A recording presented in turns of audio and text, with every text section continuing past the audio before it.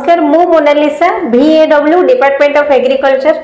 आज वीडियो रे हमें आलोचना करिबा आमे जेतेबेले नडिया चाष करूछे नडिया चाष जेतेबेले हमें करूछे साधारणतः सही समय रे हमें केउ सार दबा कथा बा किभଳି भाबरे हमें नडिया को लगेले नडिया चारा रे हमर अधिक अमल आसीबो एवं नडिया गोटमा कोन पई झड़ी पडुची। आज वीडियो रे केवल एही विषय रे आलोचना करिबा। जदि आपण मानक पाखरे आम कृषि रो एही वीडियोटी प्रथम थर पहुंची दया करी आम कृषि यूट्यूब चैनल को सब्सक्राइब करंतु। वीडियोटी प्रथम रो शेष जाय देखंतु। नडिया चाष आगे एक लाभजनक चाष। नडिया चाष को समस्त प्राय समानक बाड़ी बगीचा रे किछि किछि नडिया लगाई थांती एवं जो माने नडिया चाष करिया पई चाहुचंती सेमानक बिल रे किना फार्म रे सेमाने नडिया गछ लगाई थांती एवं कि हम सठिक नडिया चारा लगेबार सठिक प्रणाली जानि परिबा एवं गोटे सुस्थ नडिया चारा जदि हम लगेबा ताले निश्चित भाव में हमें अधिक नडिया उत्पादन करि परिबा। तबे चलंतु आज रे वीडियो रे हमें आलोचना करिबा नडिया गछरु गोटमा कोन पई झड़ी पड़े एवं नडिया गछ लगेला बेले हमें केउ प्रकार सार एवं अनुसार सही समय रे प्रयोग करिबा। नडिया चारा लगाय पई चाहुचंती किबा नडिया चाष करिया पई चाहुचंती ताहले गोटे उन्नत किस्म एवं सुस्थ नडिया चारा आगे लगांतु। गोटे सुस्थ एवं उन्नत किस्मर नडिया चारा ही हमको अधिक नडिया उत्पादन करिबारे सहायता करथाय। जदि नडिया गछ लगेला बेले हमें सठिक भाव में सार एवं अनुसार परिचालना न करिबा ताहले होयत हमको निश्चित भाव में आम नडिया गछरु नडिया गोटमा सब झड़ीबा पई माने गोटमा सब झड़ी थाए। तेणु करी हमको सठिक भाव में सार एवं अनुसार परिचालना करिया पई पड़िबो। नडिया रे साधारणतः आपण विभिन्न प्रकार किस्म पाई परिबे जेमिति कि डेंगा किस्म बामन किस्म एवं शंकर जातीय किस्म। एही शंकर जातीय किस्मटी को आज्ञा एबे प्रायतः सबु चाषी भाई माने पसंद करूछंती काहेकि ना एही शंकर जातीय नडिया किस्म रे आज्ञा टिके शीघ्र फूल एवं फल आसी जाय थाए। तेणु करी प्राय सबु चाषी भाई माने एही शंकर जातीय नडिया किस्म को पसंद करि थांती।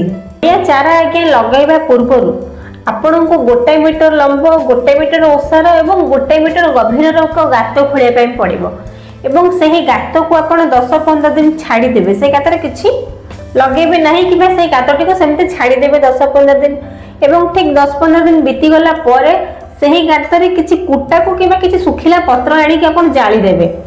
एहा द्वारा कोन होय कि से गात भीतर थिबा आगे हमर अनिष्टकारी पोक माने मरि जाई थांती एवं ता परे आपण 2 झुड़ी किबा गोटे झुड़ी सढ़ा गोबर खत ता सहित क्लोरोपाइरिफॉस गुंड 200 ग्राम को मिक्स करके आपण सही गातरे पुरे देबे एवं ता परे आपण नडिया चाराटी लगेबे।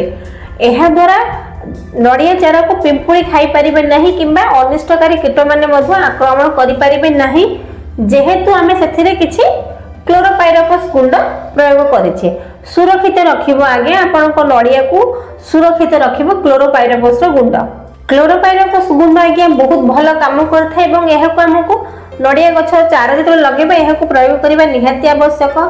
ता सहित आपण को अनुसार हिसाब रे आपण को नबा पई पड़िबो बोरन 200 ग्राम 2 छुडी गोबर खत आपण नेले तापर क्लोरोपाइरिफॉस रो गुंड 200 ग्राम एवं ता सहित आपनकर बोरन 200 ग्राम आपनकर सिंगल सुपर फॉस्फेट जोडा आपण एसएसपी कहउचंती एसएसपी 200 रु 300 ग्राम आपण नेबे एवं सब भलो से मिक्स करिकी आपण सही नडिया चारा पाखरे रखिबे किबा आपण जेमते सार दोउचंती सही भली भाबरे नडिया चारा लगेला बेले आपण एई सब सार को मिक्स करिकी आपण नडिया गछरे देबे एवं वर्ष को थरे लेखाई एही सब सार को मिक्स करके आपन को दबा पई पड़िबो। जतेबेले हम सठिक भाव में सार एवं अनुसार परिचालना करिबा निश्चित भाव में नडिया गोटमा झड़िबो नाही। जदि हम सार एवं अनुसार परिचालना करिबा नाही ताहले हम नडिया गछरो नडिया गोटमा झड़ी थाए एवं जदि हम व्यवसाय भित्तिरे नडिया चाष करिया पई चाहूजे ताहले हम क्षति रे पड़िबा। तेणु करी आपण जदि व्यवसाय भित्तिरे नडिया चारा लगाउचंती नडिया चाष करूछन ताले वर्ष को थरे लेखाई आपन को एई सब सार को मिक्स करके नडिया गछ दवा पई पड़िबो।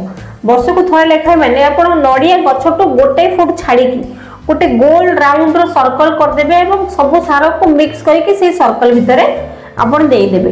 एहा को यदि हम वर्ष को थरे लेखाई करबा ताहले हम नडिया गोटमा सुरक्षित रहिबो नड़िया गोटमा सुरक्षित रहिले निश्चित भाव में अधिक नड़िया अमल करिपरिबा। आशा करूछु नड़िया चाष उपरे छोट वीडियोटी आपण मानकु निश्चित भाव में भल लागिथिबो। जदि भल लागि थाए आम कृषि यूट्यूब चैनल को सब्सक्राइब करिवे। रहिली नमस्कार मु मोनालिसा। देखा हबो आपण मानक सहित आम कृषि रो आउ एक सुंदर अध्याय रे।